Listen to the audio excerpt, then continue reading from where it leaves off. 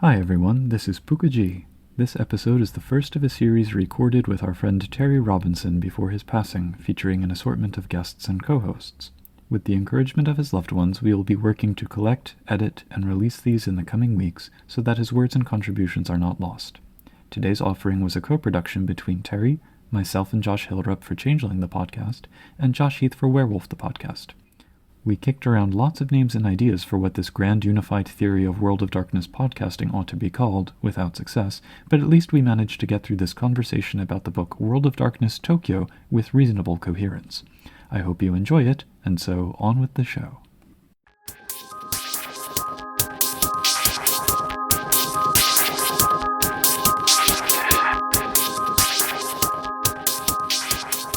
Hi, Mage fans. Welcome to Various Podcasts. Joining me today on the World of Darkness Network, or also known as the FU Vampire the Masquerade Network, is Josh Heath of Werewolf the Podcast. Say hi, Josh.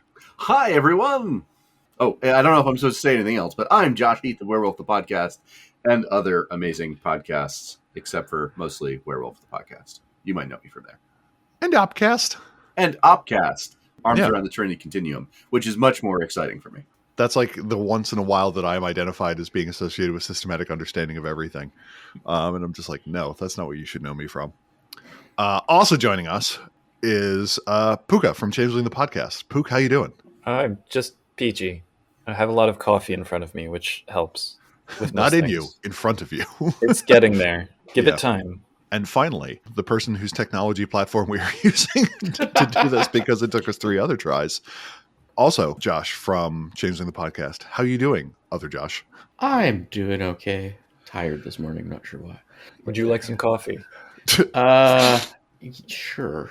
I'm a cold caffeine person versus a hot caffeine person. All of them are fine, But we're here today to talk about 2 supplements where we have an overwhelming amount of ignorance to bring to the topic, which is World of Darkness Tokyo and possibly World of Darkness Hong Kong, depending on how quickly we get through things. We all looked at these books and said, I guess there's something here we could talk about. So we're going to start with World of Darkness Tokyo, which I entitled, If at First You Don't Succeed, Commit Seppuku.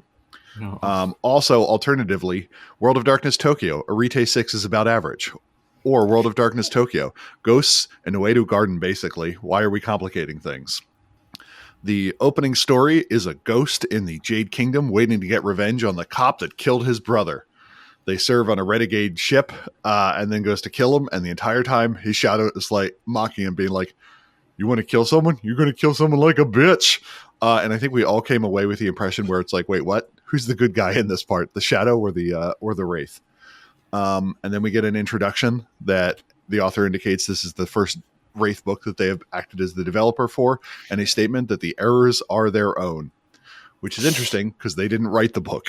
So that's an odd position. Did anyone have thoughts on the ghost story Vengeance, My Love, or the introduction? It was so Wraith. Yeah. Just so Wraith. Yeah, the shot, like we were debating, is this actually a specter? But As a clarifying question, because I'm not as up on the Wraith timeline, but this was like quite near the end of Wraith, right? So the bit about, I've just become the developer, I was like, well, I hope you like doing one more book.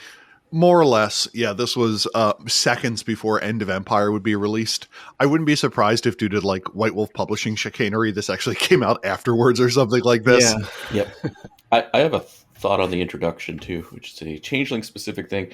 They mention what banality is, despite sticking to the whole Cien from Land of 8 Million Dreams, where that's not relevant, but they like throwing in we'll get to that later. But It's just kind of funny. But this is a book that is listed as being a Year of the Lotus supplement for Wraith the Oblivion.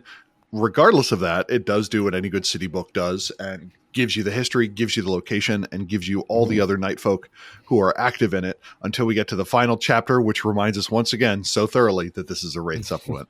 But we figured that there was enough material here that interested parties might be curious about what's inside of it and kind of help guide people's buy decisions. That way we can all put our appropriate Drive-Thru RPG affiliate links in our appropriate show notes. So who would like to start with the Chapter 1 Tokyo's Past? I'll start with that. So this starts with going through the history like any World of Darkness 90s book. probably should just read Wikipedia instead. But for the most part, I mean, there's some, and it's not that it's particularly inaccurate. It's confusing though. Like it's talking about, okay, you have the various clans or chieftains or something, different rulers who broke things up. And it references, they called the Shoin by the chieftains, after name given by lands donated by the emperor to high imperial officials. It does not mention anything to do with an emperor or how emperors fit into it at this point, so I'm a little bit confused how an emperor could have done that. So and it just goes through, like, you know, historical period, archaeological period, I guess, the rise of the Edo region, all the way up through the 15th century.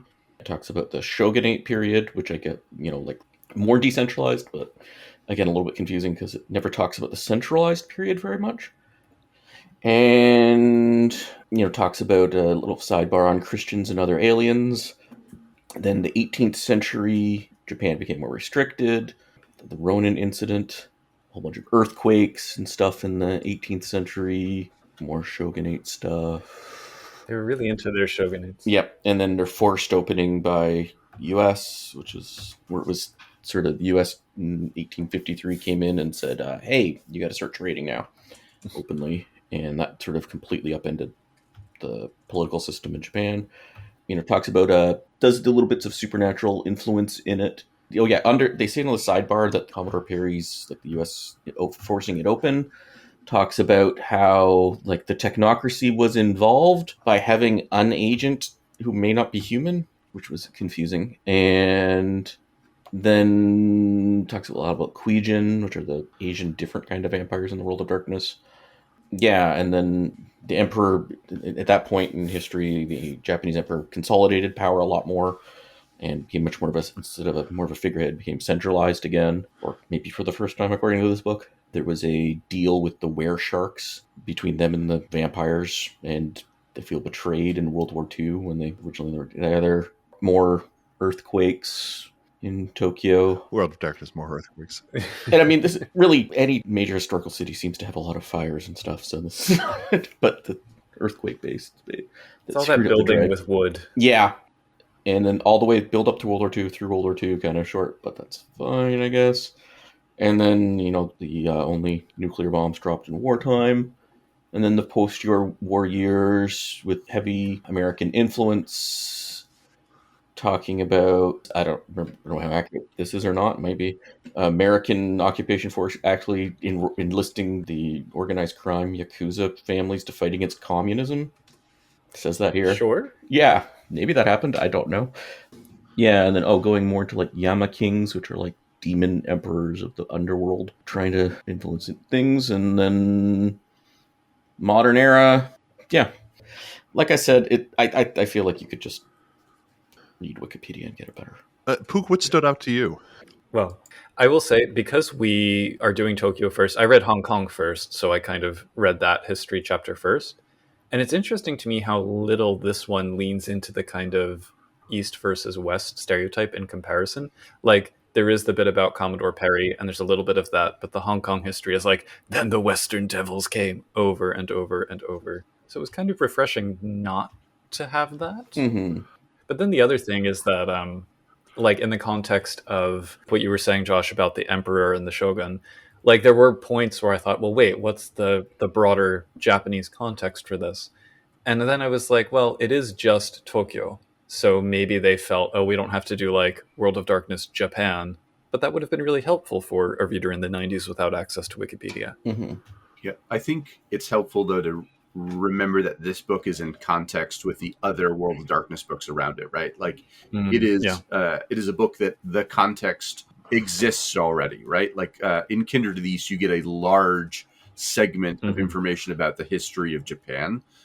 And then that to say, like, all of the history here is just presented as information to make the Wraith stuff make sense in the future, right? The layers of how a Wraith underworld area is built is because of this history, right? So the regions and the buildings and the people that you're going to see are in that context, right? But the history doesn't actually matter here. It is just to give you that context of who are the people who are going to appear in the underworld. Yeah. I also wondered, I haven't read Dark Kingdom of Jade, but is there some Wraith-specific history stuff in there that the author assumed would have been read? Yes, that's the other problem with both of these books when they tie into the Wraith stuff, is that they assume you have read the Dark Kingdom of Jade and the Dark Kingdom of Jade Adventures. Those two books are essential to the context of this particular book in a way that almost makes it useless if you don't have that context. Yeah.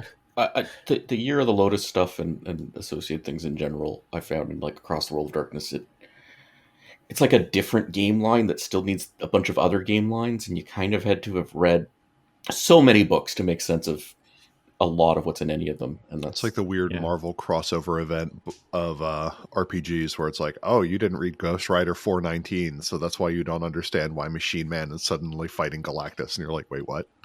Yeah. Exactly. Yeah. Also, I'd read that issue.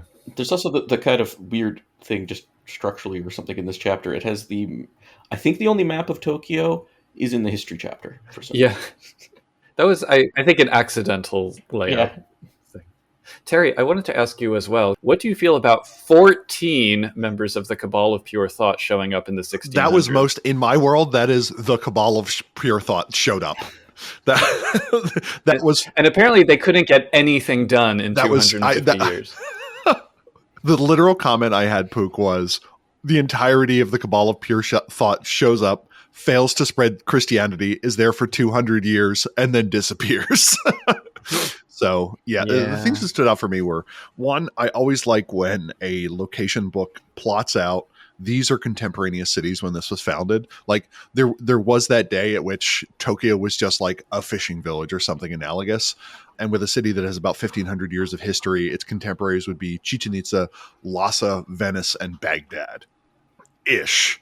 I also like the call out to Millard Fillmore, which I think is the only Millard Fillmore reference we get in the World of Darkness. Or indeed anywhere. Yes. We get that the New World Order poisons the Emperor and then strengthens the Gauntlet so his ancestors can't help. I kind of like this as a plot device where it's like, oh, part of the reason why the technocracy is so interested in having the Gauntlet rise is in cultures that have ancestor worship or veneration of ancestors, it kind of cuts them off from that. And that is something that I hadn't kind of considered, where it might cut someone off from their power base and not just like keep out bloodthirsty unicorns and crop destroying Chlorokin or something like that. I also like that they note specifically the period when mustaches become popular, as well as the various factions during World War II, and like ghosts want to extend the war to kind of finish off vendettas. That the Nefandi did too, but that never happened, which ties into this weird part in mage lore, which mentions, oh, by the way, the Nefandi attempting to summon their dark lords in Europe was not a failure of magic or because Gruul had awoken and robbed them of their power, but because the Nefandi just assumed that the Pacific War was going to become this giant bloody altercation, and it never did because of the use of nuclear weapons. And that just brings me back to one of my favorite inconsistencies within the mage line. The more time I spend with mage, the more certain I am that inconsistency is a gift to the player and the storyteller alike. It also mentions that the technocracy is very aware of the idea of what dragon lines, aka ley lines, aka passive quintessence are, and goes for them very specifically. I would have liked more discussion of the difference between the Western technocracy and the Eastern technocracy, which we'll probably get into a little bit later, but, can't complain. Any other thoughts on the history section before we move on to places? I think there's one thing that I want to add. The context of the shogun versus the emperor is incredibly important only if you want to understand the power structure of how wraiths themselves might see their allegiance to the Dark Kingdom of Jade and to each other, right? Because Japan has been a fractured country, even with official large head leaders. And that fractiousness is going to be present within your Wraith or even Kuijin, or other groups are going to have those different allegiances. So something to think about, that a united front about external or internal enemies is not going to be a thing based on this history that is present here. Two other quick things that I noticed. The bit about, well, they say feng shui, but it wouldn't actually be feng shui in Japan. and as you said, the technocracy being aware of dragonlines and stuff. They make a reference to the Zaibatsu and the others playing architectural chess, which I was like, oh, that's so cool. Like just having the proxy for the Ascension War through buildings. So I liked that. And then also when Josh and I recorded on Land of 8 Million Dreams, one of the things that was really aggravating about that book was how little you could kind of integrate it into the Changeling setting. And there's a sidebar here on something called the Tomorrow Garden, or the Ashitenua, and it's about the Fae of Japan at some point, almost like doing prophecy bonsai, I guess it would be, to kind of plot out these possible futures and make them come to pass. They talk about connections with the yin dreaming and the yang dreaming, which we never hear about again. And it's so cool, and I'm so annoyed that none of that found its way anywhere else. So that was something throughout the chapter, actually. Like there was Hong Kong history chapter, when we get to that, there was a lot about the customs and the society and the culture, which is not present here. And that was kind of frustrating. Yeah, I think there's an assumption of understanding the samurai Japan, right? Yeah. Or even the modern Japan. And no one can see my air quotes, but like the assumption that people are aware of these things in the West, right? Yeah. I think their assumption may have been anyone running this or reading this has read enough anime. And they're going, that'll teach you everything you need to know. Curiously, there's no anime listed in the inspirations in the prologue. So maybe they just assumed that. I mean, that would be like a book mentioning the American Heritage Dictionary as a useful reference. It's assumed, I think. Any other thoughts, Changeling Josh? It kept making so many gaps in terms of what it's actually covering. You had to already been familiar with the material to understand it, but it's not like it just presented the supernatural side. Most of it was talking about the moral side.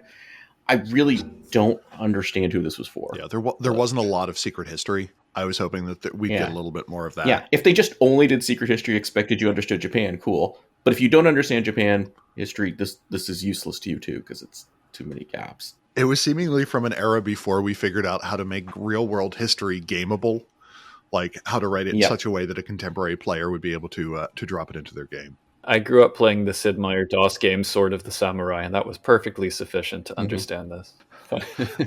Speaking of Pooka, do you want to walk us through Chapter 2, The City Dissected?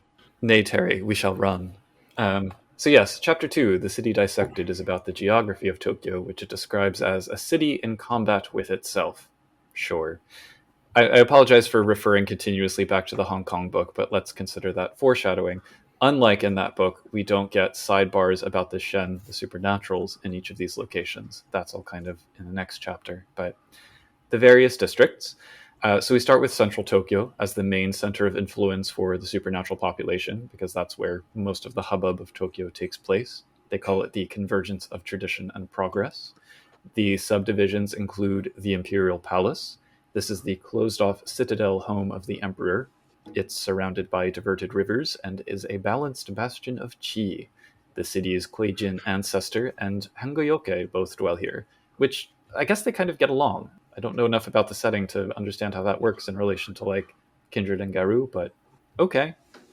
Some of the notable places include the East Garden, which is the former castle's center, the Yasukuni Shrine, a controversial monument to the war dead, often with right-wing propaganda being blasted from vans outside, the Tokyo Station Central Transit Hub, and in the vicinity there are things like the Stock Exchange and the Nihonbashi Bridge, which is this historically significant bridge. There's Kasumigaseki District, which concentrates the government buildings, press clubs, and Strike Force Zero, which I haven't read. I know that Mage the Podcast has. Oh, we covered it. Yeah, I thought we so. covered ass tattoos in all of its glorious butt-cheeked glory. Excellent. The gluteal dragons of Strike Force Zero. You're like, I see that ley line. Mm-hmm. So then Ginza is the commercial district and is at the cutting edge of modernity and luxury. There are many, many stores and galleries, mostly upscale, but like avant-garde and traditional stuff mixed in. Then you have Yorokocho, which is the red light district and black market district. Lots of Yakuza involvement here. We get the International Shopping Arcade as another location. There's Tsukiji along the Sumida River. This was the former home to the foreigners after the opening of Tokyo, and so it's a central point for the Western Wraiths. And when we get to the Wraith section, I'm going to have questions about the whole, like, where you die versus the culture you're in and how that influences Wraithness. because that's a thing. Then we have Kanda. There's an electronics market here called Akihabara and a book market called Jimbocho. Then probably the biggest section is Ueno Hill. This is where the final shogun-loyal samurai called the Shogitai resisted the emperor when he kind of tried to take back power from the shogunate in the Meiji Restoration of the 19th century. Some of the notable places include Ueno Park, lots of museums, temples, and shrines, as well as a zoo, but then also maddened wraiths, corrupted Hien, who have likewise corrupted the dreamers. This is where the Tomorrow Garden's remnants reside as well. The Toshiku Shrine, which is the largest in the nation, Shinobazu Pond, full of birds, and the Shitamachi Museum, which is like a living history village, but also a center of the homeless population, which will be relevant later. Then some souvenir shops, some foodstuffs, and Sensoji Temple, the oldest in Japan. There is a really cool sidebar on page 35 about the spiritual consequences of like post-disaster rebuilding. The Wicked City thing that they call it, about like corrupting dragon lines. I don't know. It's very complicated, and I don't know that I fully grokked all of it, but I quite liked it as, again, pointing to that architectural history as being significant. We have Ikebukuro, which is ruled by the mannequins. These are inanime from Changeling who occupy like department store figurines and statues and whatnot. And then Shinjuku, which, quote, manifests the collision of ancient and hypermodern, high-tech and lowbrow. Probably one of the most well-known areas of Tokyo outside of Japan. It's kind of like a microcosm of the whole city. Some of the notable places include Shinjuku Station, which is the busiest rail station in the world. There's Kabukicho and the Golden Gai, which are a red light district and famous for bar hopping, bohemian culture. Note also that this is the section where we get interrupted by 3 whole-ass pages on the Shadowlands and subway. Woo!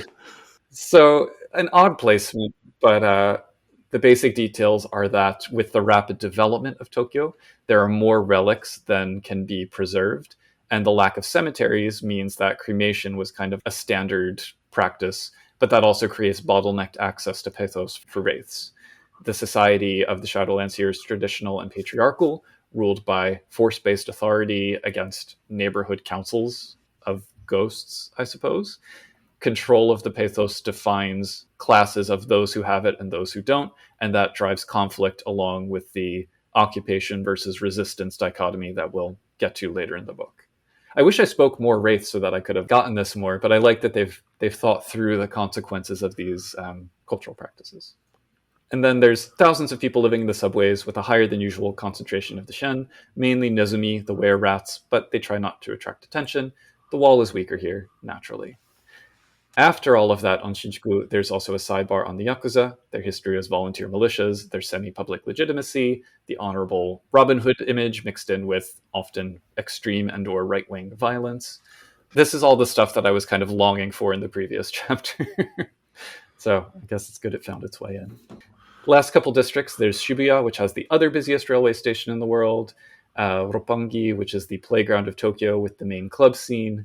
They go into details about these metaphysical clubs that provide specific experiences, like the club Swirl hosts Genji Kuei-jin, who create chi imbalance in the customers to let them experience how that feels. Animation Club brings furniture to life using blood shintai, etc. And then finally, the landmarks section, we get Narita Airport and Friendly Fish Land, which seems like a satire of Disney, I guess because of copyright issues. And yeah, that's pretty much Tokyo. Thoughts? Well, I figure this would be an appropriate time to include one of 2 asides. I'm going to do one now, which is Terry's Rapid Guide to Wraith, and later we're going to do Flood-Prone Josh's Rapid Guide to the Kuei-jin. So the Shadowlands is also the term for the low penumbra, the top layer of the low umbra. We are used to dealing with Western wraiths who are ruled over notionally by the Dark Kingdom of Iron and its seat of power in Stygia or Stygia. In the East, for much of it, it is ruled by the Yellow Emperor Qingxi Huangdi, and there is much discussion on what that entity is. In the same way that we have Charon in the West, who at times is insane and other times is able to wipe out a firstborn with his bare hands. The Yellow Emperor is a figure that has much mystery surrounding him. The Shadowlands in China and Japan are tyrannically ruled, even more so than they are in the West. And anyone who is not Chinese in the setting is very much considered to be a second, third class, fourth class slave material, just to be soul forged in that setting. It is referred to as the occupied territories. Wraiths, to power both their ability to heal and their ability to use powers, need access to something called pathos. It is considered roughly analogous to quintessence, and one of the things that annoys me is when Revised was like, yep, they're all the same. And we started getting these weird questions where it's like, if I have a Wraith sleep inside of my soul gem, can I use that to recover blood? And I'm like, none of those words mean the same thing. Please stop. You're hurting everyone. So because the area is so densely populated and because the area is notionally controlled by the Dark Kingdom of Jade under Qingxi Huangdi, there is very much a fight to gain access to that pathos.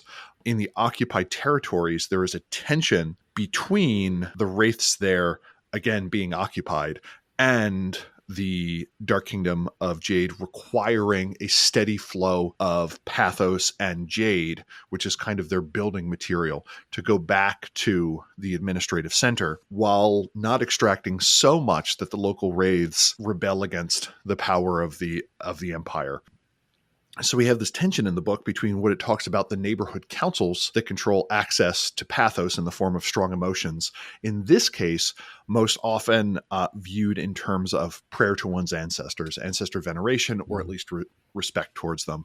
The other easiest source of pathos in a lot of cases would be a place like an amusement park or a movie theater or something like that. But those kind of places of life and vitality also tend to have a higher wall/shroud/gauntlet rating, making it much harder for the wraiths to harvest that vital feeling there. Pathos is an embodied thing that can be transferred between wraiths.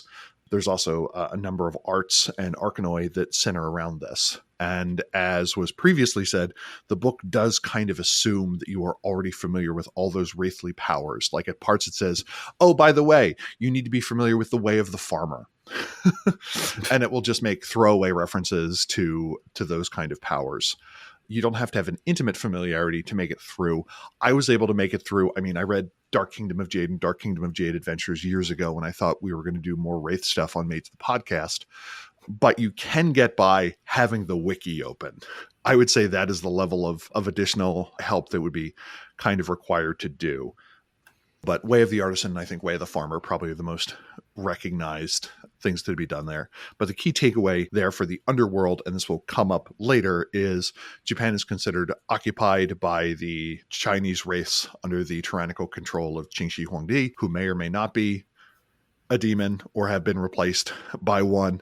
This is contested territory. Wraiths are in a regular fight to gain access to the material they need to survive. This would be somewhat analogous to Vampire if it were an area that had far too many vampires and most of the mortal kind were controlled by a very small handful of them that were very defensive of the mortals that could be fed from. Just as a quick note also, I mean, obviously, I wish I had read Dark Kingdom of Jade before this, but when I got to chapter 4, that did actually help fill in a lot of the holes here as well. So yes. That was good. Oddly ordered is the feeling I got. Yeah. In the same way that it talked about the effigies, and I'm like, what the dink? And then I just found out it's like, oh, these are mannequins. Yeah. I thought it was something way more exciting than that. Pooka, it's your chapter. Do you want to control who, like, popcorn, who talks next? One or both Joshes. Eat some popcorn. I have a question more than a comment, really, because it's like, like any of these setting books talking about a specific area and stuff about in the real world, does it need updating how much of updating does it need in the last 26 years? Yes. Like, as opposed to just inaccuracies, like I don't know enough about Japan to really know how much. I know more about Japan than Tokyo, if that makes any sense, but yeah. Yeah. Well, one thing is that they keep on and on about Akihito, and like he abdicated, so he's done. Yeah. So that's a big thing. Yeah, a lot of this concerns about what to do with the emperor. And it's like, well, that question has slightly been resolved in the intervening time. There's also a sidebar at the end about like, well, Tokyo, but then Japan as a whole. It's like, oh, they're overdue for a disaster, and we did get a disaster in 2011. So, actually, the one thing in that too, like, it feels kind of like when you hear this is if anything, I'd say American bent. It seems like it's emphasizing the emperor a bit too much in terms of maybe not the cultural, but the like political relevance of the emperor, in the same way that like Yeah. when you hear Americans talking about UK monarchs, they're there, but they're not like as relevant to the day-to-day politics as you think. So Yeah. I think that's true, and it's also not true, right? Because Japan and Japanese people are, like anywhere, a mix of people who care and do not care about things like that, right? Yeah. And the impact of ancestor worship and hierarchical relationships in Japan Mm-hmm. is still a prevalent and impactful like thing. So it makes some sort of sense, but more particularly if you view this book as a step away from anime and into the world of darkness, that all tracks even more, right? Like it is definitely Japan through that lens. Yeah. I'm not saying the cultural relevance, but it made it sound like I think the emperor had more political import as opposed to ceremonial, cultural, whatever import. But the feeling I got from it is in the same way that vampires tend to be mired in the past. The feeling I got is it was trying to set up this belief among wraiths that the wraiths were under that impression too, because it had been, because this may be me putting on my apologetics hat, because I think among the four of us, I am the most aggressive to say this book is fine. Where you had wraiths who've been around for centuries and they remember when the emperor was strong. They see modernity where the emperor can't do anything and says, well, surely this is the problem, not the fact that we invented democracy in the meantime. Yeah. And I do think there's like in many constitutional monarchies, however you want to call it, there's the what can the emperor do versus what the emperor will do. And it's almost an irrelevant distinction, but it's also important. The role of the emperor is a historically complicated thing in Japan, right? Yeah, Josh, you were mentioning this before, right? Like the emperor in Japan has very rarely had ultimate authority in Japan. When you mentioned in the history, it's unclear. I mean, in real history, it was unclear. Is the emperor? The problem is they didn't mention what an emperor was before they talked about something relevant. But yes, I get it. Right. Yeah, there's not enough specifics in the chapter overall about what makes Japan and Tokyo unique as a place and culturally, and that was, whether that's a flaw in research or just an approach to writing it. Yeah, and even within Japan, what makes it unique, I thought was There's one thing I want to jump in and pull out that Pooka mentioned is the Wicked City. And I will just do a very quick reference to the Yama Kings are a thing from Kindred of the East, as well as actual like Asian history. But the Yama Kings are demons with extreme power or lesser or more power. And the Wicked City is one of the more impressive domains of Yomi, the area where the demon kings live. And Wicked City is an anime reference to a wonderful anime. Depends. A wonderful anime that is very specifically about a corruptive, supernatural, demonic city that is taking over Tokyo. And so its presence here is, I think, actually a little understated because it is this demonic reflection separate from both the Umbra and the underworld that also exists, that is also beginning an incursion onto Tokyo. So those references here in the book, they tie deeper into that Kindred of the East lore, but it is not, again, like most of the stuff here, it is referenced, but you have to know that for it to make a whole lot of sense. And kind of the Yama Kings are an interesting figure within the world of darkness, because in the same way that you could view the Outer Lords and the Fondi as being entities that are attempting to subvert mages to their service that other mages fight against, the Yama Kings serve the same in context to the Kuei-jin. They're these vast spiritual entities of great power that have difficulty entering our reality, but generally work through agents to subvert people and are kind of viewed as enemies. Kuei-jin that have fallen to them or made pacts with them are referred to as Akuma. And the thing about them is the Yama Kings are very personable in a weird way. Like they're given regular motives. Like with a lot of astral entities or high umbral entities, they're kind of inscrutable. So the ratio of how easy they are to understand to how powerful they are is kind of different than a lot of other spiritual entities. And there are a few that we get over the course of it. Most of these are outlined in the book, I think, Thousand Hells. Yep. And then there's the problem of, so where are the Thousand Hells? And I was going to ask you that. That was that's a thing I've never understood. Yeah, to which I would say, Josh, good question. Moving on. So the reason I say that is they could be in the Dark Umbra. They could be in the Deep Umbra. They could be in the Far Dreaming. Like we're given very mixed references as to where they are. And I don't know about anyone else. I don't feel we need another place out in the other worlds, but that's just kind of me. The ones that get the most play are probably Ravana in Lanka, the demon city of the Rakshas, who presides over the souls of the violent. This is interesting just because the term Ravana is used by a couple of different things.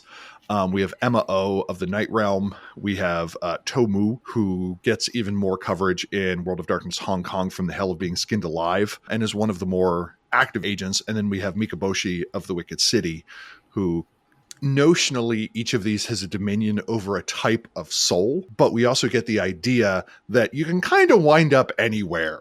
Like that there are bureaucratic oopsies that may have you suddenly be in a particular hell. The Yama Kings are kind of fighting amongst each other because they believe that when the Sixth Age come, when the Wheel of Ages turns, that when Chronicles of Darkness is printed, that one of them will become the ruler of the Sixth Age. And the assumption is one of the Yama Kings will become the Demon Emperor. So one of the common driving forces that you can have in a World of Darkness game in this setting is the Yama Kings are fighting. They're assuming that the most powerful from among them will be able to become the Demon Emperor, but there's no requirement to do it. I mean, you could argue that Qingxi Huangdi is trying to position themselves into that. You could argue that Vormos, Grand Harvester of Souls, is trying to do that. You could argue, it would be a terrible argument, but you could argue that High King David is attempting to become the Demon Emperor. Why not? So just a little bit of background on that. So it's one of those giant setting conceits that is vital and important. And if you don't know what it is, a lot of this will be like, well, this is weird. Yeah. The one thing I want to add here is that several of these Yama Kings have names from Japanese or other Asian mythological sources. For example, Mikaboshi is a figure, sort of, in Japanese Shinto. Insofar as, at least in English, there is very little information about who or what Mikaboshi is. So someone in the World of Darkness totally ran in a direction, and that direction may or may not have anything to do with real Japanese cultural traditions. Also an important character in Marvel continuity, yes. I will point out. So most of the things that have been written about Mikaboshi have been Westerners talking about an Asian entity, which I love because frequently I see depictions of seemingly in anime where Jesus is leading an army of people in mecha suits or something, and it'd be like, okay, if that's the direction we want to go for our Lord and Savior, you know what? I'm here for it. If Moses had a space laser and that's how he stopped the Pharaoh and that's how the Sea of Reeds was parted, I'm okay with this. The Gospel of Kaiju, according to Terry. Exactly. I'm in this strange way. I am cosmopolitan. And just to throw my 2 cents in on that, Odin is a centaur-like creature thing in Final Fantasy, right, with a weird spear. I'm here for that. Everyone gets one. So I had my commentary. Did I have anything else? The thing I liked about this section, back to the places, the bars at first I thought were stupid, but I think a lot of these are actually pretty compelling locations to have a very flavorful place of setting things. The idea that different clubs have different focuses. Careless Western Supernaturals was one of my favorite phrases because it sounded like a Neutral Milk Hotel cover band. And as I can't remember who said it originally, but the weird World of Darknessification of it, where it was like, yeah, it may be fun by day, but every night 10,000 prostitutes mysteriously disappear. And you run the numbers on that and you're like, how is there anyone left? The other thing that I thought was interesting is it seems to be trying to set up not quite plot hooks, but what I refer to as plot studs, the things that you mount a plot hook on, in terms of it being like, oh, a large enough earthquake could usher in the Sixth Age, and this is how Tokyo is poised on the level of disaster.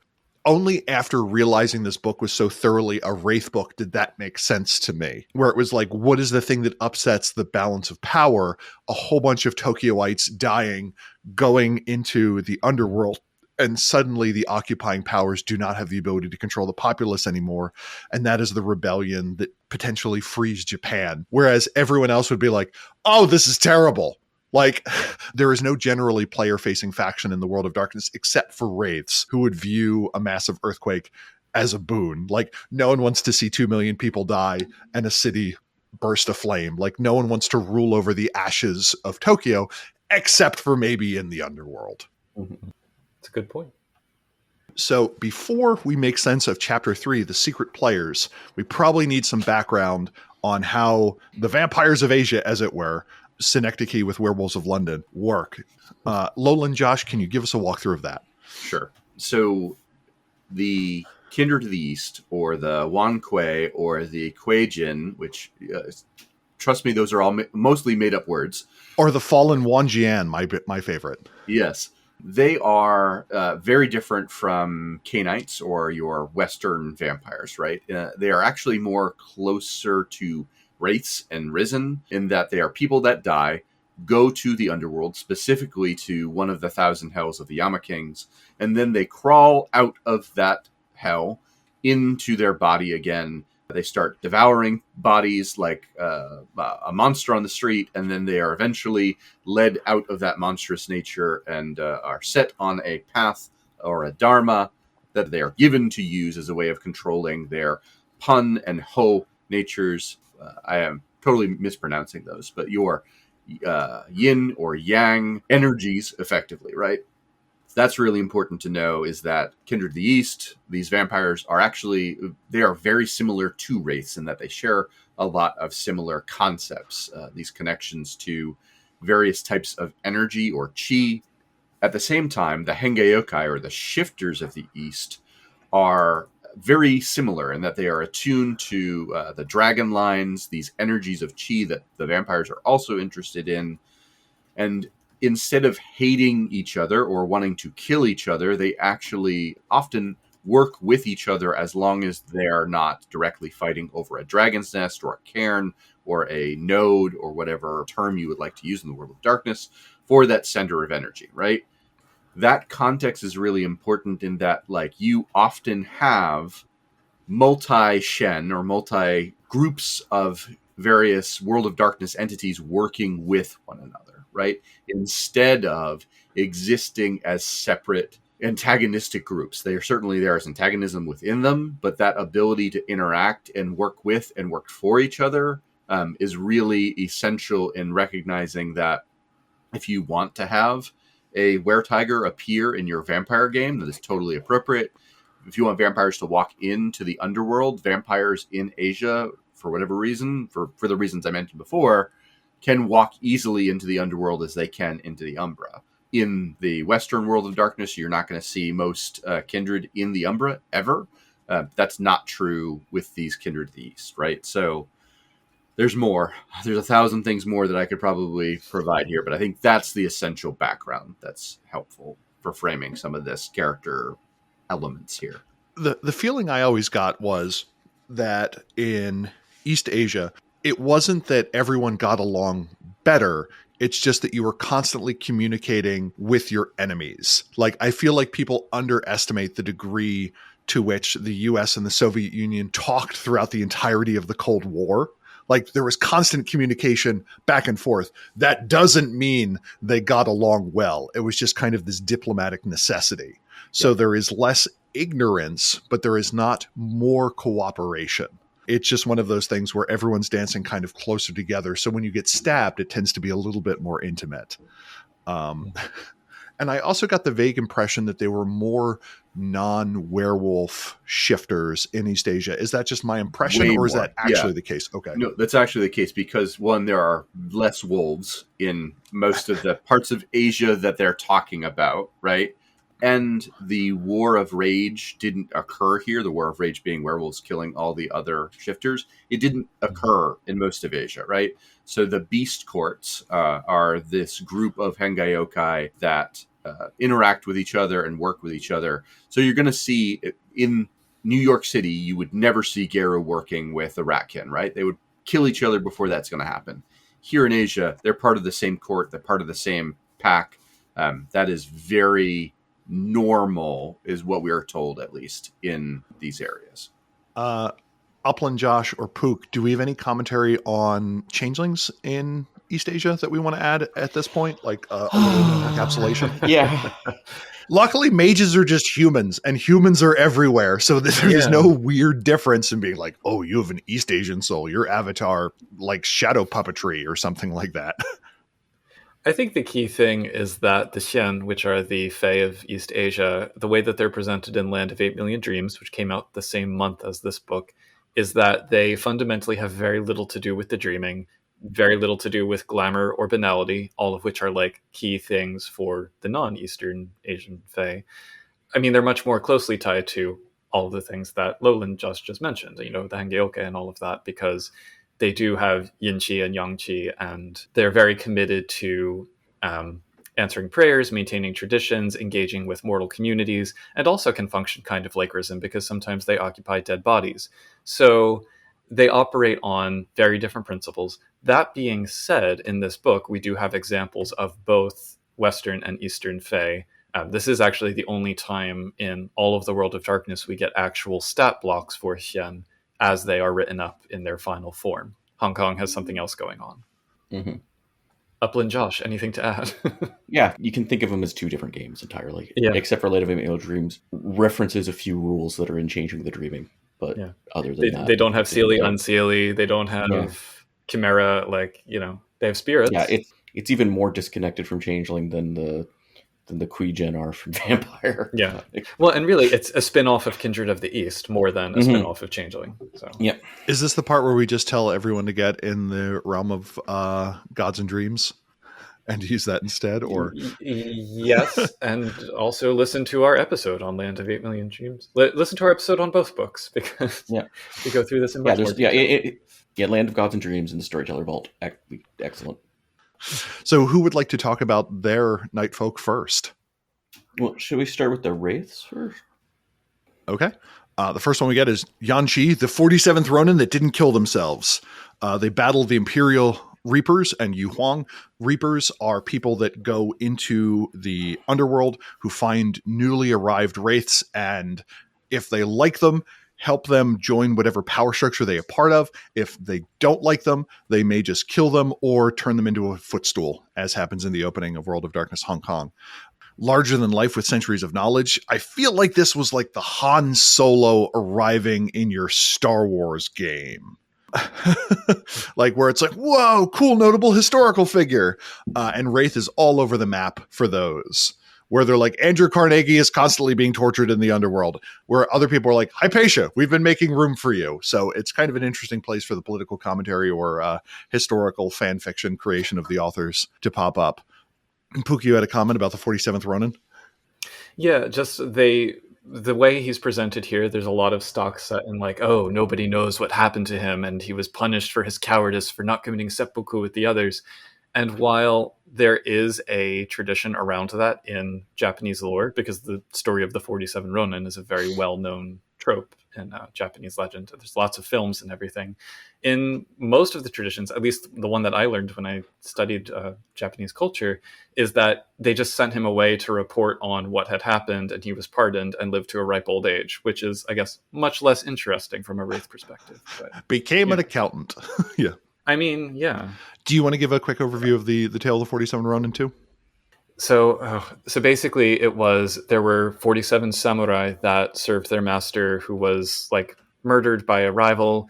Ronin in Japanese is like the samurai who are, they don't have a lord that they serve. So they kind of swore revenge on the one who murdered their liege and executed him a year later. But then because it was like dishonorable to do so, they then all immediately committed ritual suicide, except for the one guy who had to go tell the story. Thank you. The next one we get is Lieutenant Colonel Danforth Devereaux, who worked in the Pacific Theater and was relocated to Tokyo, fanatically pursued his men's killers to the point of killing a prostitute and then having his own throat slit. Continued to help rule Tokyo under the Yellow Emperor, but now is much more callous in pursuing the murderers of his men. The problem I had with this is it was a war. It's not murder then. You had combatants and they shot at each other and possibly stabbed each other. It's like, who killed my men? Maybe this large organized force that you were opposing. So that kind of was confusing to me, unless there was a bit that I didn't understand. Then we get William Yankee Bill Prine, who, along with his spouse, are kind of an interesting duo. He was a business guy who did great in business. He went to Tokyo. He learned the language and culture, retired at 40, unretired after joining the 48th Club, refused to sell to the Yakuza, and then his wife fell out of window onto some bullets, and has intelligence 6, is the first mortal I remember that has like a stat above 5, has true faith in himself. I didn't even know that was an option. Well done. The fact that he's like, I am such a prick, I can cause vampires to run away from me. I don't want anything else in my games. Also has 6 dots in finance, because why not? So to me, this is just an absolute pimp juice character where you have to like physically shade your eyes from his arrogance. But I mean, he's got the goods to back it up. So I guess it's maybe not arrogance at that point. His wife was Noriosemi Mama Prine, was the spouse of William, died at 33 in a random mugging. Or was it notable for having hair that is approximately 75 feet long, which is one of the recurring art motifs. An interesting pair. This is, again, something that's really easy to, in my opinion, drop into a game. All of these wraiths, to me, so far at least, are pretty compelling. Then we get, last but not least, Amiko Kodano, whose family was part of a cult called the Wandering Star, led by someone called the Wandering Star, who had their people wander.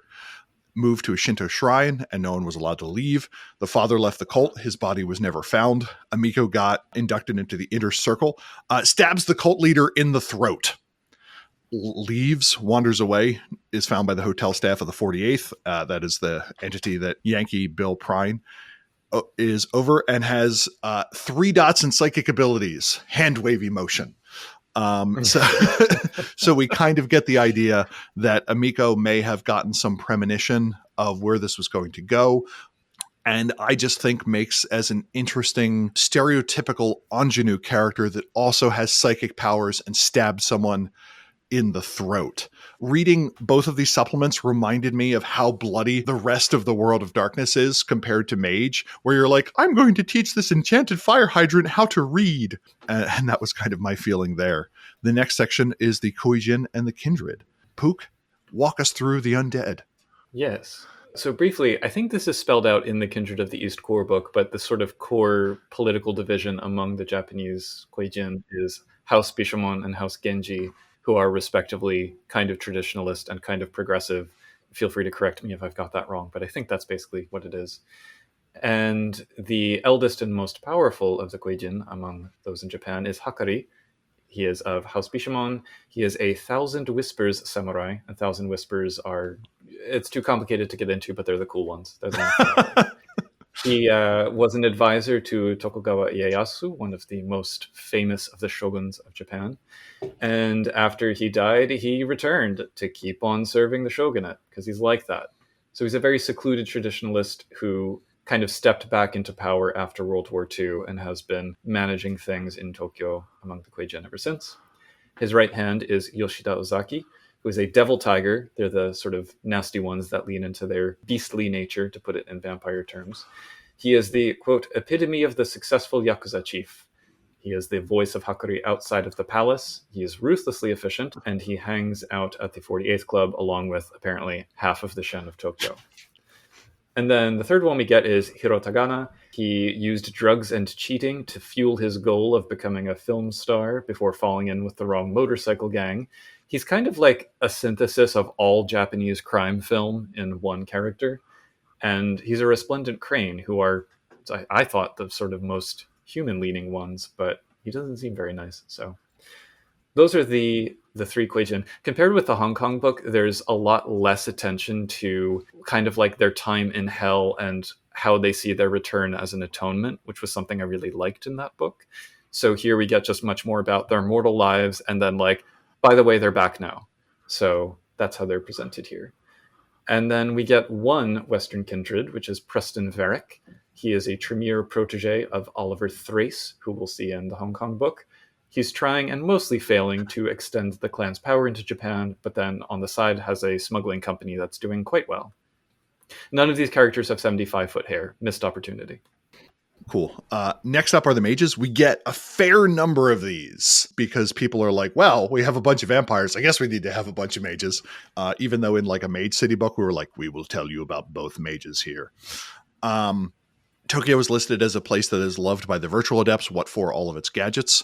Shiro Koike awoke when he wasn't sure if his work was useful, which, seen.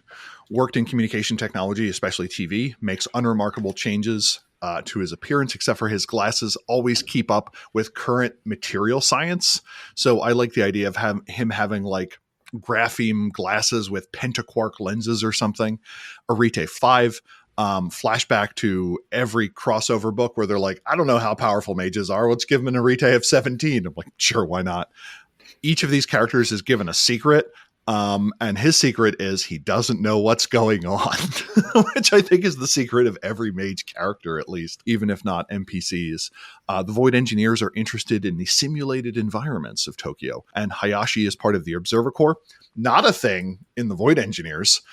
Defected from the traditions, slowly going insane. Nice. Again, roughly 7-foot long hair. Mixed ancestry, is partially Irish, which makes her a target of businessmen. Sure.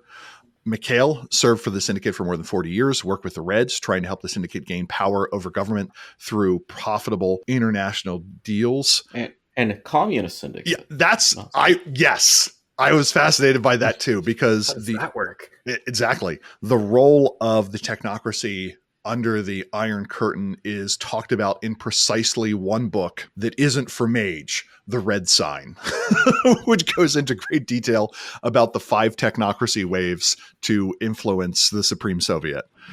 He's learned about Strike Force Zero, has lost 2 colleagues. Odd because the technocracy has ties in Demon Hunter X to Strike Force Zero. Arete 7. Sure. We get Jukichiro Watanabe, who controls the Zaibatsu's Tokyo operations. In Mage, what we call the technocracy from country to country has changed over time. See the Mage the Podcast episode on Dragons of the East, which goes into detail on it. There's a couple different ways to interpret the technocracy in East Asia. My favorite is kind of that they are corresponding organizations, in that there, for instance, is the Catholic Church, and then there are churches that the Catholic Church has said, yeah, they're basically Catholic, close enough, they don't have a pope, but like their sacraments are interchangeable with ours at a 1-to-1 rate with a 5% transfer fee or something like that. Then we get the interpretation in M20 that was actually a Nephandic propaganda. And I'm like, well, that's a direction to take things. More information on that on Technocracy Reloaded. Watanabe wants to see one world, but on Japanese terms. So I kind of like that. We get the idea that the technocracy of East Asia is more interested in order and balance than in the Western technocracy's notion of progress and control. All of those are arguable, but that is just one high-level way of interpreting it. We get information on the Wukang. Tokyo has the second largest population of Wukang outside of Hong Kong. And we get the idea that all of the groups in China have kind of been banished due to the ascension of the Communist Party. So you have the Wukang, who are the cross-dressing demon worshippers, the Wulong, the highly ordered Confucian dragon wizards, the Akashiyana, every other group, all kind of jammed into Hong Kong, which we'll talk about later, thinking that everyone else controls the rest of China. And this is one of my favorite weird little conceits in the World of Darkness, where it's actually 3 people inside of a coat closet fighting each other, thinking that the rest of the house is controlled by everyone else. and that's the World of Darkness I'm here for. We have Peapizasa Deira, who is part of a family that has serviced the Wukang for over 1,600 years and is in control of the cleaning crews of Tokyo Airport and has contacts throughout the kind of cleaning societies of the rest of Tokyo. is poised because within canon in the year 2000, that will be the last year of service the Wu-Kang have to the demons that they promised their souls to for 3,000 years. And what happens when that occurs? We don't know. We get a little bit of information in Dragons of the East that this has just happened, and now we have two weird factions, and we never get an M20 update for that. Apparently there was an attempt to, but they weren't able to find anyone who was interested in writing it. Okay, that's fine. Do whatever you want at your table. We get a little information on the Wulong. This is, again, their second biggest place. They absolutely hate communist China. We get Wei Xin, who is part of the traditionalists and only wants industrialization that is in line with Confucianism. I don't know what that means, but it sounds like a fun sentence. Wants to rule all of China, and the Wulong have sweared to exterminate the Kuei-jin. But they never said when. So in the meantime, Hua is kind of on good terms, is very somber, not obsessed in comparison to most Wulong, just strongly motivated. And no one listed here has more than 3 spheres, appears regularly on television as kind of an influencer, trying to promote traditional Japanese value. We get a few other notable characters as well that you can play with and drop into your chronicles. I like that all of these have either an interesting background or an interesting opinion. As Josh of the North pointed out, the idea of a communist syndicate member, I am fascinated by, and I just shut up and take my money. But that kind of covers the mages. Which brings us into the shapeshifters of that Hengei Yokai. And I will preface all of this information with my general takeaway from this is I had to remind myself that this was a Wraith book because I read each one of these characters and was like, individually by themselves interesting, but I have no idea really how they connect to anything else presented in this book. They just seem to be one-off characters with little to no interesting engagement in everything else that we've been presented with. So you get Ozatu Junichiro. He's a Haken who works for the Ministry of Agriculture, Forestry, and Fishing, which must be very hard as a werewolf to work in that type of bureaucracy. Exactly. And he has 4 rage too, so it's not like it's super easy for him to just be like, I'm not, gonna kill everyone that I deal with. You said this meeting would be catered. Individually as a character, interesting, but the only Haken we get in a book where the Haken are supposed to be fairly common in Japan, particularly in Tokyo.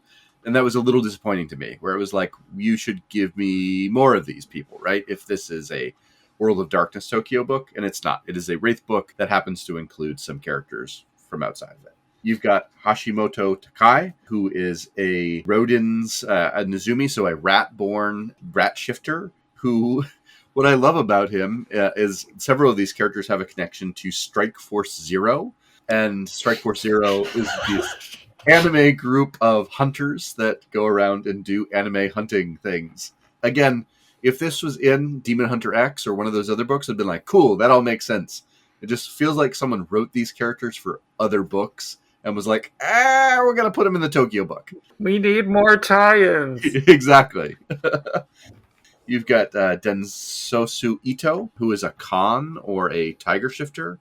Again, not really connected to anything in the book, but otherwise an interesting character if you're looking for a Khan to use somewhere in Japan. 2 different Western changers. Apep Looks Down. What I find interesting about Apep is he's a silent strider who's been in Japan since at least 1951. Maybe. This might be a typo, because they say he spent all of the last decade in Japan. But it's unclear as if that means the last actual decade or spent a decade since 1951. It's very unclear the way this sentence is written. But interesting character, very long-lived, and it adds some spice, some connections that may or may not be there for you. Then there's Nikolai Zadarevsky, who is a Western Shadow Lord as opposed to a Haken Shadow Lord, who has taken on this mantle of being a noble Russian hero, but isn't. And that's just a guise that he has put on over everything. So interesting characters if you have a specific reason to engage werewolves in this area. I originally bought this book because I was going to send my werewolf characters to Tokyo and decided after reading all of these to send them to a different city instead. Jojo. Just rearrange the letters. Yeah, So that brings us to the Fae. Okay, so we have the Fae, much like the vampires, broken up, much like a lot of these, broken up into the two groups, the Xian and the Changelings. I would say Kithane, if you're to do that. That's because they're both changelings in a sense. But anyway, the first for the Xian, there's Mako Sahura. He's a Land of 8 Million Dreams pronunciation, Chu EU, which is one of the nobles who are metal/death aligned. His backstory was where he was stop a cool girl being assaulted, and then the gang people doing it threw him into a harbor, and then he popped out and took revenge on them. He's now a very powerful businessman. Yeah, and he's like short normally, but over 7 feet tall in his sort of Fey form thing. And he's, really doesn't like mortals very much. Really focused, like super focused on the whole like avenging things and stuff like that. And the other is Emiko Tsuata. She's also one of the noble kiths, which is kind of interesting that they only did the noble ones. Suijin. It's water aspected. So she was actually what's the word for it? Anyway, died in the womb, it says. So she's been a Xian her entire life, which is a bit unusual. She likes sinking ships and is anti-modernity and stuff. These are interesting takes on Xian. If you've read Land of Million Dreams, there's no commoners, and there's 3 Kithane to 2 Xian, which is a bit odd. But I don't think they're the best examples of Xian NPCs to use. But they're the only ones. I was about to say, do we get any actual ones? Yeah, and they both of the nobles only. It was just weird. And then we have of the Changeling / Kithane, we have a Japanese American whose parents work in the U.S. Embassy, and she's a troll of House Liam for some reason. She gets along well with the Chi-EU. Okay. So she has contacts with Xian and stuff like that. She does antiquarian things. She works in a museum. And then there's Anna Eastern, Slua, who she just liked Japan, so she moved there from the US. And she's got this whole sort of old high derelict, no effort into grooming her wardrobe, so she's melbang, hair hangs at tatters. This almost feels like someone took a Nosferatu and rewrote it as a Slua, which does actually work. And then there's Latia Jackson, who's a knocker military brat. Apparently when she went through her chrysalis, it caused a sabotage through the whole home city. So she's deciding she wants to stay in Tokyo. She's visiting Tokyo, works with her father. She still lives at home. So she's in Tokyo because of her dad's job. And she's thinking of running away from home and staying in Tokyo because she likes it so much. So for the mages, they tend to be high arete but low sphere spread. For the other lines, Is there anything notable that jumps out at you being like, oh, this is different than how these NPCs are normally presented? I mean, the Xian are swole. Okay. I think. They've got Yugen 8, which is pretty high because that's the glamour equivalent. Okay. But that's their gas tank, right? That is their quintessence. Well, they have Chi as well. Oh, okay. Yeah, I mean... all 3 Kithane have Glamour 5, which is a little bit higher in starting creation, but I think they just didn't know what to write, so they wrote 5 because it's 1 to 10. in that regard, not unreasonable. How about the shifters, Josh? Is there anything, as someone who speaks fluent werewolf, do these all seem reasonable? Yeah. I was doing a real quick look through just to make sure, and they are pretty reasonable. The only weird one to me is Apep, who is still only rank 2, and yet somehow, even when this was printed, 50, 60 years old, that seemed a little unusual. Actually, longer than that. I have no idea how old this character is, but it's the only weird thing. Decades. At least 1 decade. The one that threw me off about the Wraiths is it seems as if very few of them had resolved any of their fetters.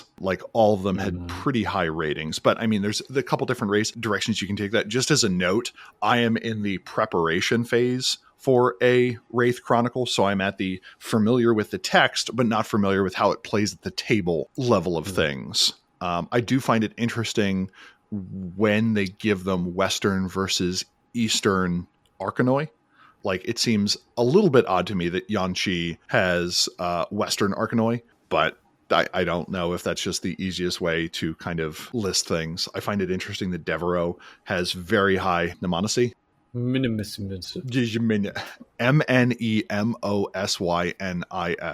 MEMOSYNIS. The memory one? Yeah, the memory manipulation one.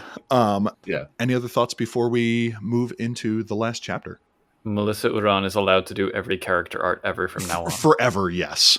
I wish any of them had a BMI above 5. But the only exception to that is the Russian character, who I don't think was done by Mel, and is a notable exception. I just picture the art note being like, we need a Russian that looks like a brick shit house, and Mel just being like, I don't know how. I can't do it, and having to pass it on to another artist. It looks like she did it. I see her signature, but he's sitting down, so maybe he's obscuring his svelte, trim physique. Oh, okay. The waist of every one of these characters is trim, to say the yes. least, right? Like, if it's over 19 inches for even our Russian gentleman, I would be shocked. Yeah. The smallest of technicalities, I would say that Makas Shahura does have a higher BMI just because he would be made out of metal in that picture. Reasonable, yes. Still probably is sporting a waist of no more than 32, despite being 7 feet tall. Yeah. And if you got a little booby, you got a lot. Looking at you, Letitia Jackson. I did like the glyph on page 75. I don't know if that is a thing from another line I'm just not familiar with, but it shows what to me would look like a group symbol or glyph of one of the groups in terms of what appears to be a bent bough of bamboo. But after the fact, I'm going to pull that into a PDF editor and see if I can pull that out and probably get stickers made out of it. But anyway. Is that not the World of Darkness ribcage heart equivalent for the Year of the Lotus or something? Because I feel like I've seen that pop up elsewhere. The Year of the Lotus had a lotus. I just mean in the way that you would see the heart and rib cage glyph in a World of Darkness book. Yeah, I thought that was like the equivalent. It looks like an Age of Sorrows type symbol. Maybe, yeah. So, and then there's chapter 4, which is either most of the book or none of the book, depending on how you plan on using this. It just starts with what it refers to as the War of 1,000 Generations, that the Deadlands, as I mentioned before, is being dominated by the dead of China. They want to get rid of the foreigners. This is a unifying idea across the Shen. Most of them want non-native night folk to kind of be gone. But then it mentions that within any group that is being occupied, there will always be collaborators. Some want wealth, some want power. And it mentions that many young creatures just don't care. I like when it refers to werewolves as creatures of yang, because I'm like, that feels like an understatement. Where it's like, they represent the dynamic principle. And then you see one of the Spencer illustrations where someone is just tearing through 213 people contemporaneously. And you're like, yeah, I'm going to say that character has some vitality to them. The occupied government of Japan is ruled from the Imperial Hotel, which is built in 1923 and then leveled in 1967, but is still in the Shadowlands. We don't get any information on how these places are able to persist for so long, because one of the ideas in Wraith is that when you're directly in the Shadowlands, things will stick around for only so long. So I'm assuming that they're putting some sort of Arcanoi into trying to preserve that yet longer, or alternatively, in East Asia, maybe things are slower to depart. The Imperial Hotel was designed by Frank Lloyd Wright and was immediately challenged by an earthquake and was able to stand through it. And I thought that was an interesting bit. The ruler is General Shi Leon, who impales his victim on jade poles in the courtyard. Jade is special in East Asian underworld in that is kind of the raw material from which things are shaped when a soul is turned into material. So they control the Yasukun Jinja Shrine, which is very rich in pathos, and where the Kui go, which are kind of these Barghest-like creatures, these people that have been turned into kind of bloodhounds, tend to be made. There are constant efforts to free this location.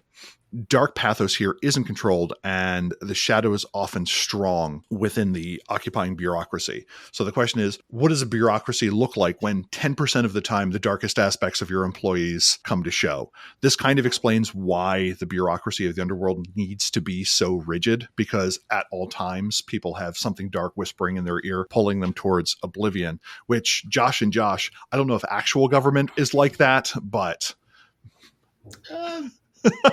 Yes. I got one yes and one no. It mentions that about 1% of all wraiths work in the territorial government. You have the night workers, who are the lowest tier, that are just kind of paper pushers. We get the twilight, which do bookkeeping, and then the day workers who set policies. They are guided by Confucian belief. And kind of the balancing factor we need to keep in mind at all times is the fact that the occupying force is probably outnumbered, but has the preponderance of organization and power. So just as with any occupying force, they are smaller, but they use force to implement and preserve what they have, as well as a network of informants, so you never know who within your group could be plotting against you. We get some more information on collaborators and who chooses to do this. Some had a good life, and in the afterlife, they wish to maintain it. During setbacks, they may leave collaboration. We have the ambitious, who are seeking power, and collaboration is one of those sources. Yu Huang does not allow non-Chinese to rule Chinese, so that is kind of a restriction on how far you can rise. But in an occupied territory, this means that non-Chinese can rise to somewhat of a position of power. They do need supervision. They often collect relics and other things that the occupying power may not care about as much. The young are simply those who want to hurt the world. These are often people who burnt out on the stresses of Japanese life and just kind of want to hurt other people. They may serve as entertainers or gophers, and they can rise through the ranks, taking advantage of their ample area knowledge. You have the rejected. Those are those who lived long lives, and some felt humiliated by the collapse of Imperial Japan.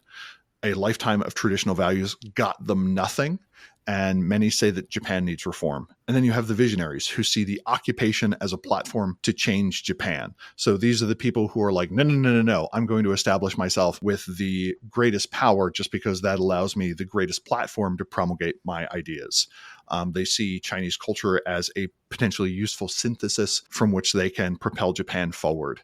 It is interesting that all of these organizations are very much focused on kind of the political goings-on of Japan's world of the quick, as opposed to their shadowlands or underworld.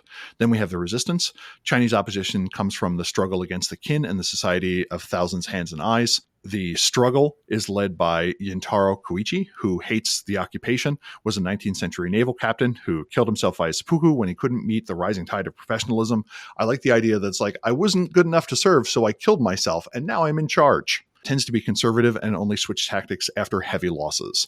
The Society of Thousand Hands and Eyes, turn of the century industrialist Yuichi Tenzo coordinated society operations, but the group is very much eaten by darkness and absolutely full of specters. These are the wraiths who have given into their shadow. Then we have the coordinators.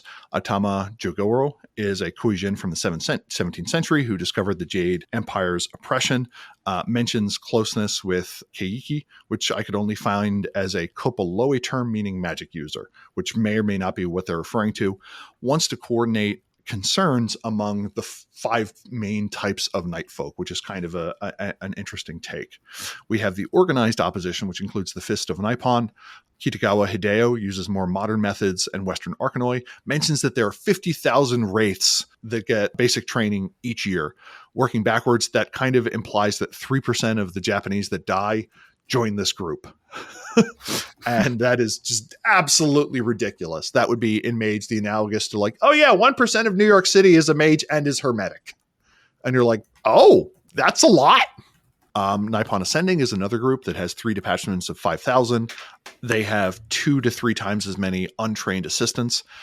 They started with an extreme war, but scaled back, realizing that extreme war merely activated the occupiers to become much more brutal. We have the group of the Million Swords. They tend to be close to the samurai daimyo tradition, and that seems to really limit their membership in that we don't have new samurais that are dying, to the best of my knowledge. So the limited to about 20,000 in total across Japan, 3,000 of which are in Tokyo, and they are divided into the Black Knives, which attack supply lines, and the White Knives that do small group combat, and seems to be much more risky. We have the unorganized opposition, of which we get the doomed children. Again, lives ended due to pressures of schoolwork and society, tend not to last long, tend to keep a low profile. use guerrilla tactics to resist. The new Divine Wind is the result of a kind of return of Shintoism into popular Japanese belief, and they want to destroy all tools of the occupiers and all buildings. And then we have the Goblin Spiders, who just kind of want tainted chi. Does anyone want to give a quick explainer as to what the Kumo Goblin Spiders are?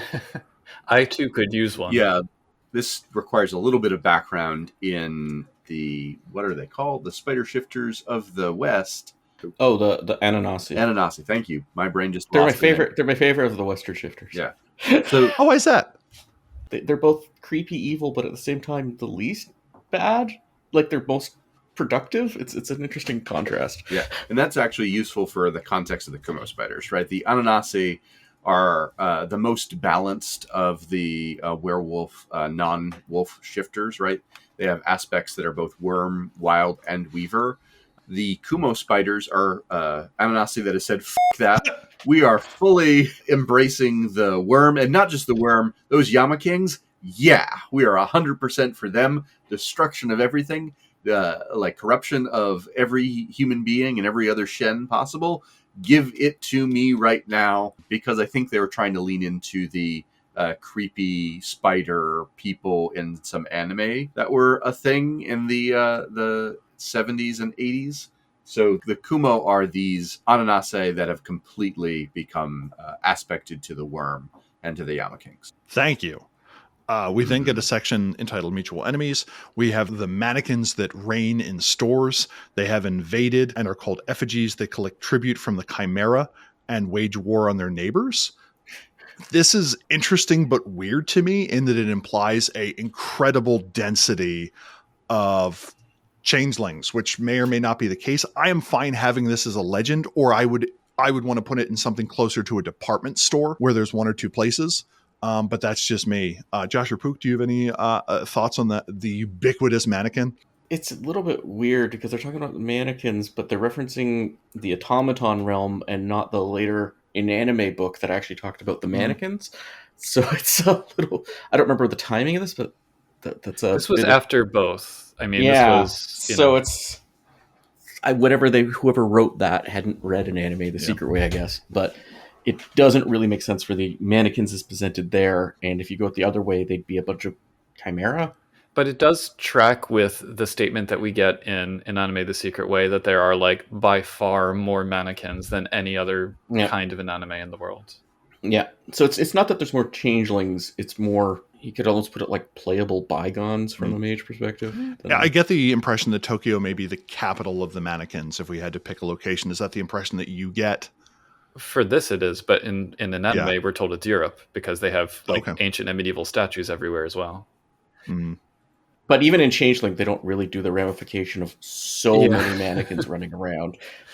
That should definitely alter the setting than instead of being this sort of rare occasional thing you might encounter as a Changeling. I mean, I like it as a story hook. Like, that's fine.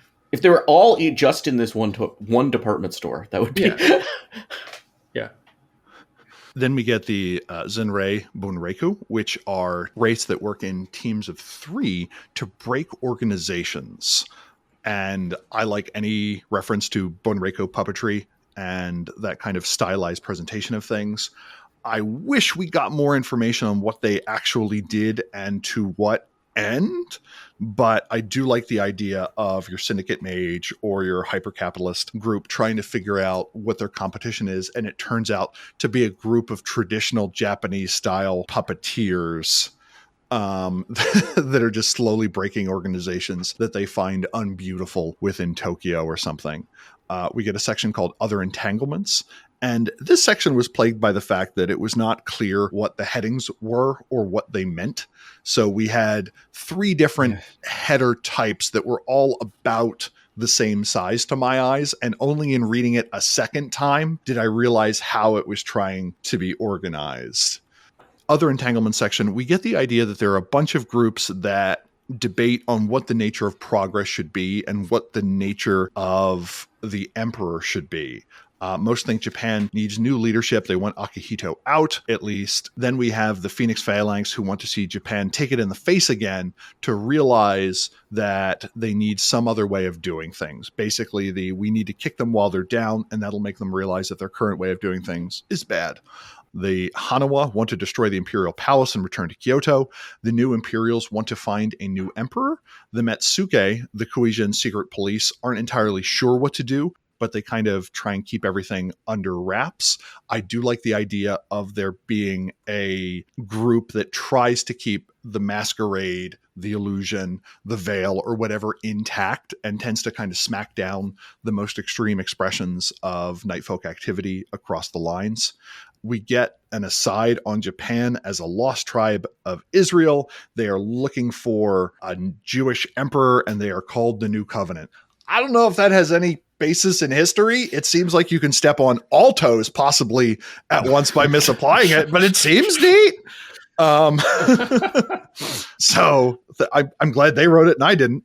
We have the teachers who believe that progress is good, but it needs to be anchored in tradition. We have the outer Imperials who search for a new emperor out there, and they want there to be a ruthless purge the island of influence. We have the anti-Imperials who are trying to stop the new and old Imperials from doing anything stupid. We also have Jacob Lederer's Revenge, which was Jacob Lederer was a Dutch trader who was put to death for being on the wrong island, became a Mortwright who serves the Yama Queen Tomu. And that is just one of those sentences where you need to know what every word means in it, or it will make no sense. Mortwrights are characters who die extremely violent deaths and then awake immediately as specters, and has promised to a Yama King to force all of Japan to suffer, and tries to drive people to suicide. It is weird to me in that they are the plot hooks that also add to the setting. And I'm never quite sure what to make of those, because they have this weird semi-canon status to me. And that's just one of those things that kind of shifts across books. Another one of the story hooks that we get is that China has a collection of touring artifacts, and that the Wing Daya is protecting it with the appropriate arts, that this is kind of an attempt at cultural control of Japan, and seemingly everyone on the island wants to see these destroyed. The exhibit includes several terracotta warriors, which are kind of mentioned in other places to be kind of the secret army that Qin Shi Huangdi has backing their rule. The Sunwind want to blow it up. The NWO want to create a set of strategic theft and vandalism to kind of weaken these traditionalist forces. We get a plot hook over a fight with a bunch of islands between Russia and Japan. The Japanese Shen recognize that they want to prevail in this, but it could cost them too much. So how to dial that in? We then get a bunch of information on the Zaibatsu in Japan, which is listed as the Japanese technocracy, where all the conventions work under one roof. They hoard technologies and information. Visitors to the island are constantly being watched. They are viewed as backwards, but they view the technocracy as being reckless. It suggests that ugly buildings that are out of harmony sap vigor, making the people more pliant. Strange flows of chi through the island cause some people to be brimming with ideas, while their cubicle mate is just sapped of energy. That later buildings were a combination of elements, and that has created confusing and odd flows of energy. The financial markets of Tokyo are also a place of warfare, in that it is 12 hours off roughly from the west. That financially inclined vampires play in the U.S. markets while the rest of Japan sleeps. The Etherites are here for pre-scientific theories. Give me more information about that. We get the spirit of Mount Fuji that speaks very, very slowly. Went through 300 years of pleasantries and then 50 years of clarification. I like the idea that you have a spirit-inclined character that is asked to take over these negotiations because the person currently in charge is dying of old age.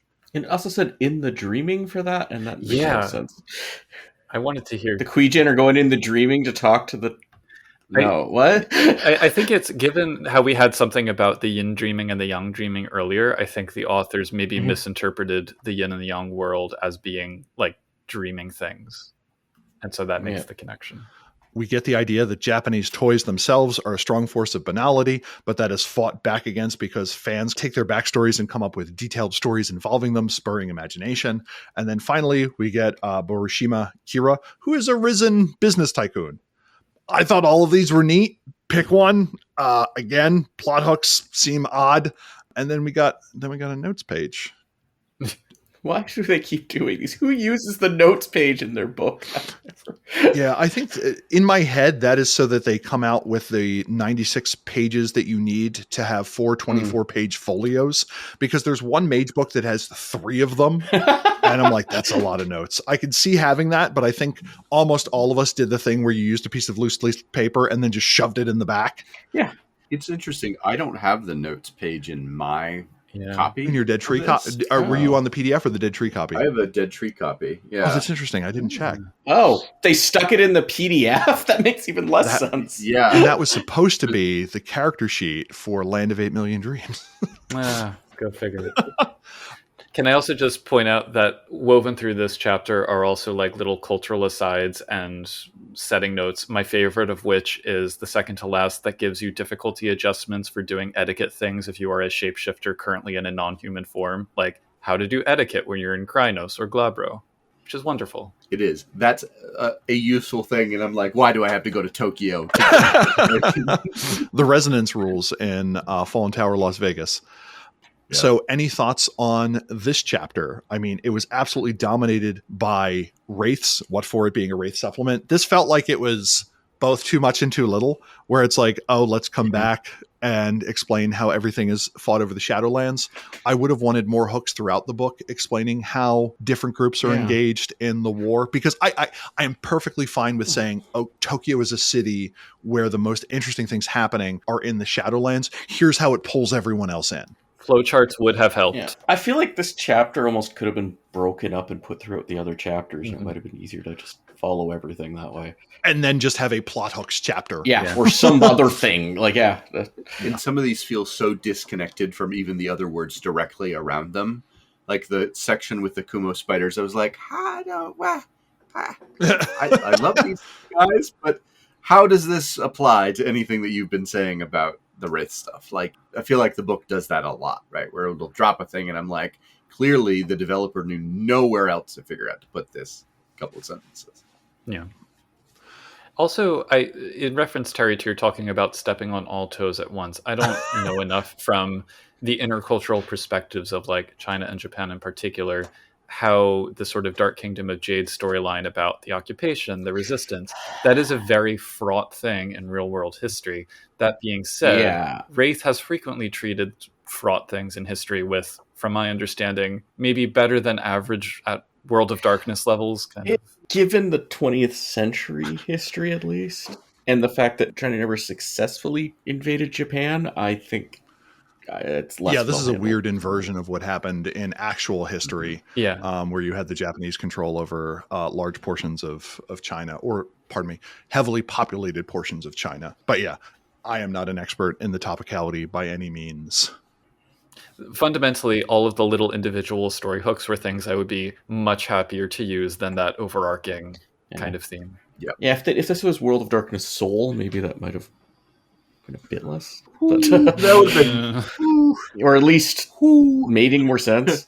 The interesting thing to note about that is the Korean World of Darkness community, which is quite large, have collectively said, we are ignoring everything produced for Asia in the World of Darkness. Sensible. And instead have made their own World of Darkness books, one that is canon, ignoring everything that was produced that reference Korea or the rest of Asia. Do they metaphysically go more with the Western world or the rest of World of Darkness, or do they like do their own thing? No, everything is all the Canaanites, so all the vampires are Canaanites, right? They are not, Kuijin. Same thing with the reference to changelings, right? They were just like, none of that stuff that was written. So. Right on. And with that, do we want to talk about our thoughts overall on the book? And if so, who would like to start? Like you said multiple times, this is a Wraith book, and it says World of Darkness on it. It's not all bad. Like, there's definitely interesting stuff, but like, it's just one of those books I don't know if I'd recommend picking up, especially if you're not running a Wraith game. It doesn't really do much that you couldn't just do yourself better, I think. Changeling, for sure. I don't know. This to me felt like one of those books where at best I would rate it for spare parts. The centering of Akihito obviously has not aged well. That's not the book's fault. I'm not going to claim that at all. I do think it has a bunch of fun setting bits that you could add and that you could throw anywhere in East Asia. The stuff about clubs, I could put anywhere in the world. Again, there's a big history section. We don't get a lot of information on how to gamify it. It does do the thing where a city book makes a place unique. We get notes on Japanese religion, that there are 200,000 cults and their offsuits. The effigy lords is kind of fascinating. But again, the thing that I find interesting is, except for some of the Wraith stuff, any of that material could be put anywhere. Yeah. I would love to take the Red Soviet Syndicate mage and just plump them down somewhere. What happens when you find out your antagonist in your New York game was formerly behind the Iron Curtain and kind of longs for the days of central planning, and that is their modus operandi within the Syndicate? I think that's interesting and perfectly fine. As someone who doesn't play anything with Land of 8 Million Dreams, I'm perfectly comfortable grabbing one of the Hissien there because it's fully statted out. It's the only place that we get any, and kind of putting them there. There are a bunch of key characters where we don't get character sheets for them. If I do play with a metaplot event where a massive earthquake causes a 6th great maelstrom and suddenly the occupied territories of China, outside of China, aren't as readily controlled, I am kind of going to need a character sheet for the head of the occupation, unless I presume that he is one of the first casualties there. The breakdown within Japanese society, I would be very hesitant to use, just because cultures have changed in the past 30 years, and generally how we present others has become a bit more nuanced. But I mean, that's going to apply to just about any book. But is this something where if it's 60% off on a World of Darkness sale, that I would recommend somebody gets it and they might get 5 good ideas from thumbing through it? Yeah, I have no problem with that. The art is wonderful. We get a lot of really interesting and compelling art pieces. It's a good peek into what the politics of the Shadowlands could look like. To get that for Stygia requires 4 or 5 books, where this is a good encapsulation of what that kind of politicking can kind of look like. I think the characters all have interesting backstories. In fact, their backstories are frequently more interesting than what the characters are actually doing. So yeah, this goes in the keep it in the bin to raid for spare parts. Remove the word Tokyo from the front and just make it World of Darkness place, and you can run through it from that. Yeah, my thoughts are really similar to that, Terry. Like, I've read this book multiple times, and every time I feel like I've forgotten everything I read about 10 minutes after I put the book down. Some books the text has arcane. And it's not a good toolbox book, right? Like, I have literally taken pieces of this and used it for my werewolf game where my players are in Japan right now, but they're in Osaka, because I didn't want to place it in Tokyo because I thought this was not good for that, right? It doesn't actually give you enough to make Tokyo feel like its own place in the World of Darkness the way it's written.